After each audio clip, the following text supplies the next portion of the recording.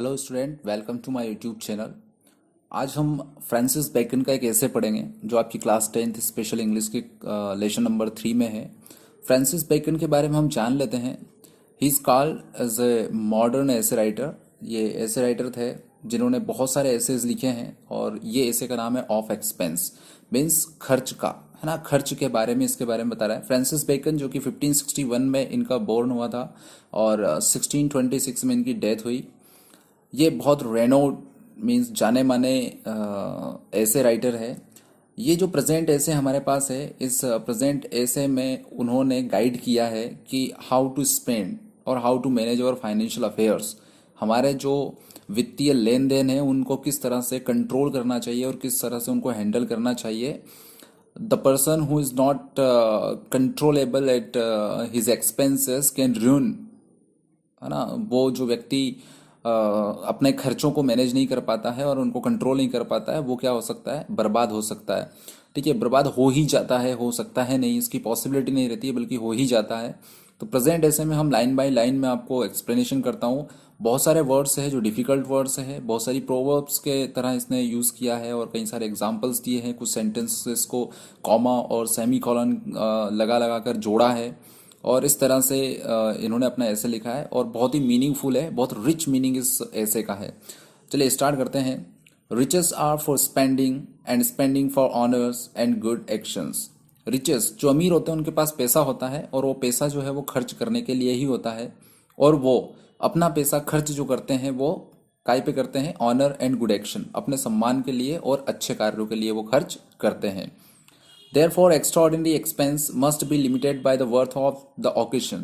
Extraordinary expenses are those expenses which are not predetermined और pre forecasted, means पहले से ही निर्धारित नहीं होते हैं। ये एक्स्ट्राऑर्डिनरी एक्सपेंसेस में हम बात कर सकते हैं, जैसे कि किसी शादी पार्टी में आप जा रहे हो, आप कपड़े खरीदने जा रहे हो, जो कि पहले से एस्टिमेटेड नहीं है, पहले से फोरकास्ट नहीं किया है आपने, जैसे बीमारियों पे खर्च हो रहा है। तो कई सारे ऐसे एक्सपेंसेस होते हैं जो एक्स्ट्राऑर्डिनरी होते हैं। बट ये एक्स्ट्राऑर्डिनरी खर्चे जो है बेकन के अकॉर्डिंग वो लिमिटेड होना चाहिए as per the worth of occasion, मतलब मौके के हिसाब से उन पे खर्च करना चाहिए। अगर मौका नहीं है आप खर्च मत करिए, मौका अगर बहुत इंपॉर्टेंट नहीं है तो आप कम खर्च करिए, मौका अगर बहुत इंपॉर्टेंट है तो आप ज़्यादा खर्च कर सकते हैं। For voluntary undoing may be as well for men's country as for the kingdom of heaven. Kingdom of heaven, यहाँ पर अगेन प्रोवर्ब का यूज किया है उन्होंने। यहाँ पर एक्चुअली में स्वर्ग का साम्राज्य या खुद का साम्राज्य नहीं हो रहा है, पर वो कहने का मतलब क्या कह रहा है कि वॉलंटरी मतलब स्व इच्छा से जो व्यक्ति खर्च करता है वो अगर चाहे तो उन खर्चों को वो कंट्रोल कर सकता है और कंट्रोल करके अपने जीवन को, अपनी लाइफ को वो अपनी अच्छी बना सकता है और अपनी जो मनी है उसको सेव कर सकता है। But ordinary expenses ought to be limited by a man's state। परंतु जो ऑर्डिनरी खर्चे हैं, ऑर्डिनरी खर्चे मीन्स डे टू डे के जो एक्सपेंसेस है, वो व्यक्ति को अपनी स्टेट मतलब अपनी संपत्ति के हिसाब से ही खर्च करना चाहिए। पहले देख लेना चाहिए कि मेरी संपत्ति कितनी है ना, और उसके अकॉर्डिंग जो है उसको एक्सपेंस करना चाहिए। And govern with such regard as it be with his compass. Compass means उसका एक जो बाउंड्री रहती है, मीन्स एक परिधि रहती है, एक सर्क्यूमफेरेंस रहता है, उस सर्क्यूमफेरेंस में रहते हुए, उस बाउंड्री में रहते हुए, उस लिमिट में रहते हुए ही यानी कि खर्च करना चाहिए। And not to subject to deceit and abuse of servants. और कभी भी अपने इन एक्सपेंसेस के लिए, अपने कई सारे जो फाइनेंशियल काम रहते हैं उनके लिए किसी सर्वेंट के ऊपर भरोसा नहीं करना चाहिए, किसी नौकर के ऊपर भरोसा नहीं करना चाहिए। क्योंकि ये नौकर वगैरह क्यों रहते हैं, वो क्या कर देते हैं, डिसीट। डिसीट का मतलब जो होता है वो छल कर सकते हैं। एब्यूज मतलब कि आपके पैसे का मिस यूज कर सकते हैं, तो उनके ऊपर पैसों के लिए भरोसा नहीं करना चाहिए। Means at this point, means अगर हम सर्वेंट्स की बात करें तो सर्वेंट के पॉइंट पर जो फ्रांसिस बेकन है वो काफ़ी पर्टिकुलर है, काफ़ी पर्टिकुलर है इन द सेंस कि वो बहुत एडवाइस करता है कि हमें बहुत सोच समझ कर विश्वास करना चाहिए। Suddenly sorry and order to the best show that the bills may be less than the estimated abroad। तो क्या बोल रहा है कि कोई भी एस्टिमेशन मतलब पूर्व से निर्धारित कर लेना। तो वो बोल रहा है कि नौकर वगैरह जो है उनको अगर आप एक्सपेंस करने के लिए कह रहे हो या उनके हाथ में कुछ सौंप रहे हो कि आप इस चीज़ के लिए खर्च कर सकते हो, तो आप उनको स्ट्रिक्टली ये ऑर्डर दीजिए कि जो भी आप एक्सपेंस कर रहे हो वो पहले से जो डिसाइडेड है उससे कम होना चाहिए। जैसे मंथली एक्सपेंसेस जो होते हैं, आपके घर खर्च जो होते हैं वो पहले से एस्टिमेटेड होते हैं, पहले से पता होता है कितना होगा।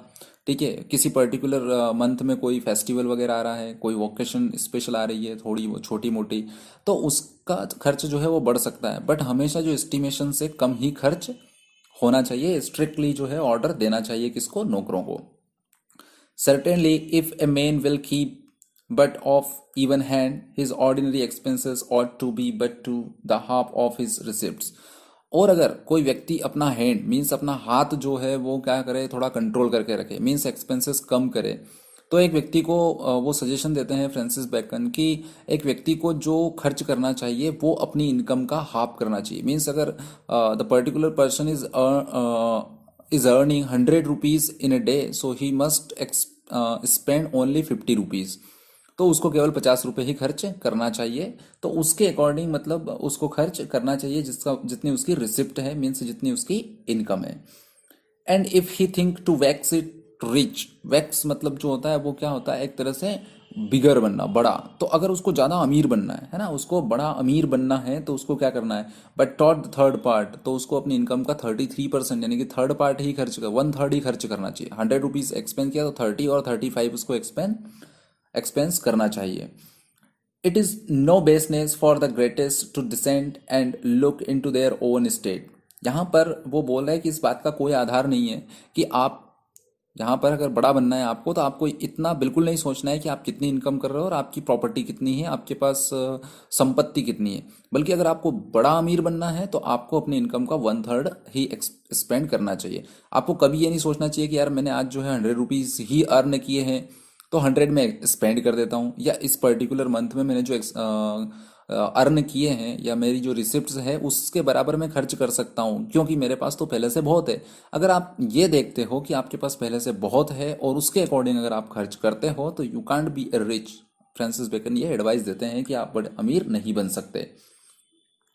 Some phobia it not upon negligence alone, but doubting to bring themselves into melancholy। और वो लोग जो क्या करते हैं, वो लोग जो एक तरह से फॉबियर करते हैं। फॉबियर का जो मीनिंग होता है वो क्या होता है कि एक तरह से पहले से डिसाइडेड जो चीज़ें हैं उनके ऊपर चलना।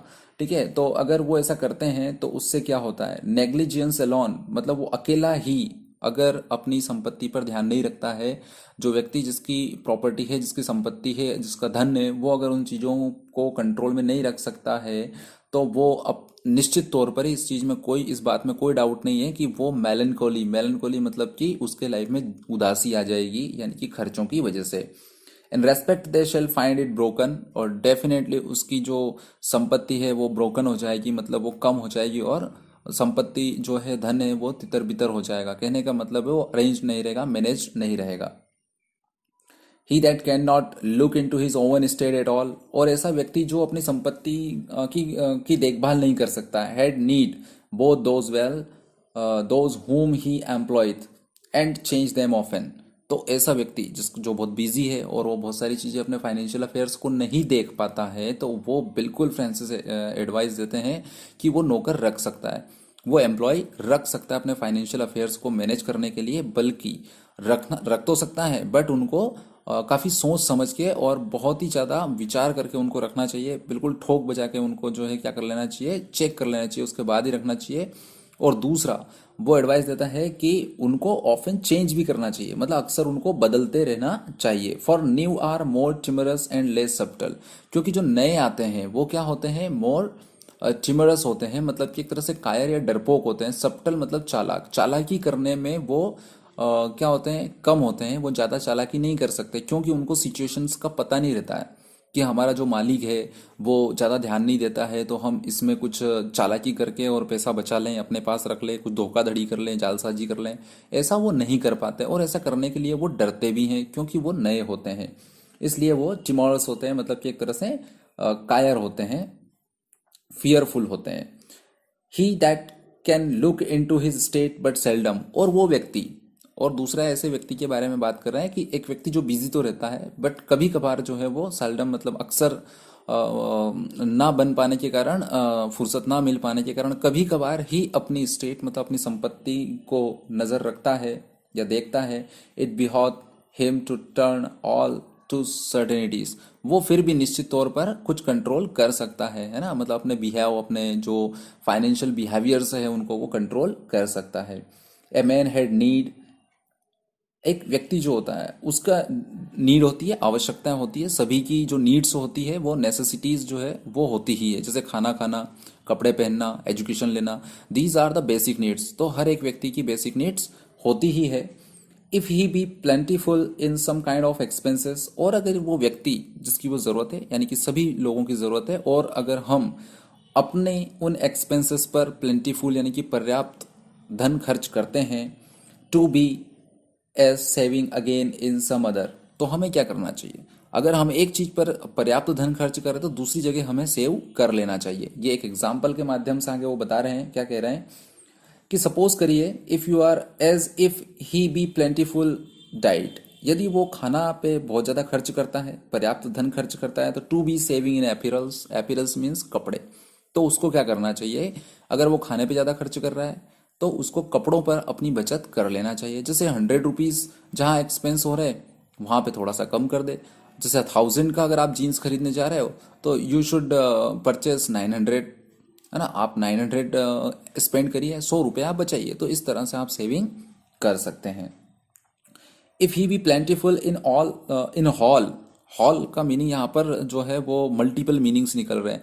जैसे आप हॉल मीन्स आप कहीं डिनर पे जा रहे हैं किसी होटल वगैरह रेस्टोरेंट वगैरह में खाने, या फिर आप कोई मूवी देखने जा रहे हैं, या फिर आप किसी जगह पर घूमने जा रहे हो, तो वो सबके लिए एक कॉमन वर्ड यूज किया है हॉल। अगर आप उस हॉल में प्लेंटीफुल एक्सपेंस करते हो यानी कि बहुत अधिक आप खर्च करते हो, to be saving in the stable, तो दूसरी जगहों पर, है ना, तो दूसरी जगहों पर आपको क्या करना चाहिए? Save.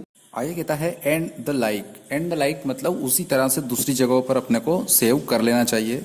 For he that is plentiful in expenses of all kinds will hardly be preserve from the decay. तो डिके का मतलब होता है पतन या बर्बाद हो जाना, प्रिजर्व मतलब सेव करना। तो ऐसा व्यक्ति जो हर जगह पर पर्याप्त धन खर्च करता है यानी कि अपनी एक्सपेंसेस पर कंट्रोल नहीं रखता है, उसको मुश्किल ही जो है, हार्डली ही उसको हम सेव कर सकते हैं, या मुश्किल ही वो बचता है, उसका पतन तो निश्चित होता है। In clearing of men's state he may as well hurt himself in being too sudden. तो कह रहा है आगे क्या एडवाइस दे रहा है कि जब भी आपको कोई सौदा करना है या कोई डील करना है, सपोज दैट आपकी प्रॉपर्टी की डील करना है, कुछ सेल करना है, तो उस कंडीशन में आपको, अगर आपने जल्दबाजी करी, सडन, टू सडन मतलब बहुत जल्दबाजी में ये सौदा कर लिया, तो आप अपने आप को नुकसान पहुंचा सकते हैं। As in letting it run on too long, क्योंकि ये चीज जो है वो आपको जल्दी ही बर्बाद कर सकती है, क्योंकि आप को आपके साथ धोखा हो सकता है। For hasty selling is commonly as disadvantageable as interest. तो जिस तरह से हाई इंटरेस्ट आप पे करते हैं किसी से कर्जा लेकर, और फिर किस तरह से आपको उसको चुकाने में मेहनत करना पड़ती है या आपकी लाइफ जो है वो बर्बाद हो जाती है, उसी तरह से जो हेस्टी मतलब जल्दबाजी में की गई सेलिंग, प्रॉपर्टी की सेलिंग या किसी भी चीज की सेलिंग जो है वो आपके लिए डिसएडवांटेजेस हो सकती है। बिसाइड्स मतलब इसके अलावा, he that cleareth at once will replace, for finding himself out of straits he will revert to his custom। और ऐसा व्यक्ति, है ना, यहाँ पर स्ट्रेट्स का मतलब क्या होता है? स्ट्रेट्स का मतलब होता है एक तरह से चैनल या कोई बिजनेस संधि जो रहती है, उससे ऐसा व्यक्ति जो है वो बर्बाद हो जाता है। उसके साथ चीटिंग कर सकते हैं कुछ जो बिचौलिए रहते हैं यानी कि जो दलाल वगैरह रहते हैं, तो वो क्या होता है बाद में अपने कस्टम यानी कि अपने रीति रिवाजों पर वापस लौट आता है। But he that cleareth by degrees endures a habit of fragility, परंतु ऐसे व्यक्ति को क्या करना चाहिए? अपनी सारी चीजों को छोड़कर अपनी हैबिट को डेवलप करना चाहिए। वो हैबिट कौन सी होगी? फ्रेगलिटी। फ्रेगलिटी मतलब क्या होता है कि लेस एक्सपेंसेस करना, यानी कि only the money should be used when it is necessary, जब जरूरत हो तभी उस पैसे का यूज करना, ऐसी अपनी आदत को जो है बनाना पड़ेगी। एंड गैंथ मीन्स ये गेन ही है ना, और उसमें टीएच लगा दिया, वैसे जैसे कि यहाँ पर इंड्यूस लगाया तो इंड्यूस ही है वो, उसमें टीएस लगा दिया उसने। And gained as well upon his mind as upon his state, और उसको हमेशा अपनी प्रॉपर्टी को बढ़ाने पर ध्यान देना चाहिए, अपने माइंड जितनी प्रॉपर्टी है उसको उसी हिसाब से यूज करके और उसको आगे बढ़ाने की कोशिश करना चाहिए, यानी कि ग्रो करने की कोशिश करना चाहिए जो भी पॉसिबिलिटीज हो उसमें, ना कि कोई बड़ी चीज करके और कर्जा करके जो है आप करते हैं। कई सारे लोग बिजनेस करना चाहते हैं, तो फ्रांसिस बेकन यहाँ पर एडवाइस देते हैं कि जितना आपके पास है उसी का उसी में अपना माइंड लगाकर, अपने नए आइडियाज लगाकर जो है ग्रो करना चाहिए। सर्टेनली हु हैथ का यूज हैज होता है। Who hath a state to repair may not despise small things, and commonly it is less dishonorable to abridge petty charges than to stop to petty getting। यहाँ पर कुछ meanings है जिनका जो meaning है मैं आपको बता देता हूँ। सबसे पहले देखते हैं कि गेंद का मतलब क्या होता है, प्रॉफिट अर्न करना। डिस्पाइस का मतलब जो होता है वो एक तरह से घृणा करना, निंदा करना या डिसऑनर करना। एवरेज का मतलब होता है शॉर्टन या एक तरह से एक पीस ऑफ राइटिंग जो रहता है ना उसका संक्षिप्तीकरण। तो यहाँ पर जो फ्रांसिस बेकन है वो क्या कहना चाह रहे हैं, वो कहना चाह रहे हैं कि अपनी हैबिट को जो है इंसान को कैसी कर लेना चाहिए, मित व्ययिता वाली कर लेना चाहिए। और जो पीटीएक्स चार्जेस रहते हैं, मतलब कि विभिन्न तरह के जो खर्चे रहते हैं उनको अपने ऑनर के हिसाब से ही करना चाहिए, और इस तरह से आप अपनी सेविंग कर सकते हैं और आप ऋण होने से बच सकते हैं। लास्ट में कहते हैं a man ought warily to begin charges which once begun will continue, क्योंकि अगर आप अपने एक्सपेंसेस को कंट्रोल नहीं करेंगे तो एक दिन ऐसा आएगा कि आपको कई सारे एक्सपेंसेस को मीट करने के लिए आपको पिटिगेटिंग मतलब विविध आप कर्ज लेंगे, है ना, लोन्स वगैरह लेंगे, यहाँ वहां से पैसा लेंड करेंगे, मनी लेंड करेंगे, एंड यू हैव टू पे ह्यूज अमाउंट ऑफ इंटरेस्ट, और उसका कई सारा जो पैसा है उसका ब्याज आपको देना पड़ेगा। जो ब्याज आप दोगे उससे क्या होगा, आप कभी उस आपकी डेप्ट जो है उसको पे नहीं कर पाओगे। तो यहाँ पर फ्रांसिस बेकन जो लास्ट में एडवाइस देता है कि इस तरह की जो एक्सपेंसेस है उनको स्टॉप नहीं किया गया तो उसकी वजह से आप बर्बाद हो सकते हैं।